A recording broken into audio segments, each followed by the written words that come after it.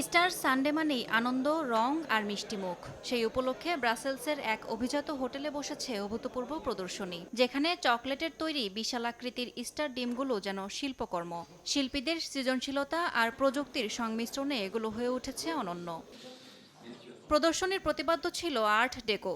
Chocolatier মারেন কোয়েরচেন্স তৈরি করেছেন এমন একটি ডিম যার মধ্যে লেজার লাইট ব্যবহার করা হয়েছে। সাদা চকলেটের পাতলা স্তর দিয়ে আলো ছড়িয়ে পড়ছে বাইরের নকশায়, যা দর্শকের কাছে এক নতুন অভিজ্ঞতা। So this time I chose to put in a laser.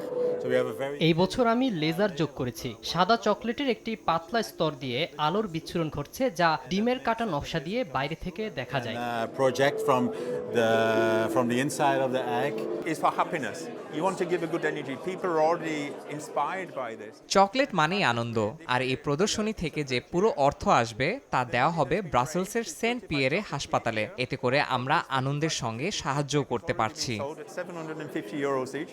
বিশ্ব যখন ইস্টার সানডে উদযাপন করছে উৎসবের আমেজে, তখন ব্রাসেলসের এই চকলেট প্রদর্শনী মনে করিয়ে দিচ্ছে মিষ্টির মাঝেও থাকে মানবতার ছোঁয়া। ব্যতিক্রম এই প্রদর্শনীটি চলবে 21 এপ্রিল পর্যন্ত। ইয়াসমিন অনন্যা, সময় সংবাদ।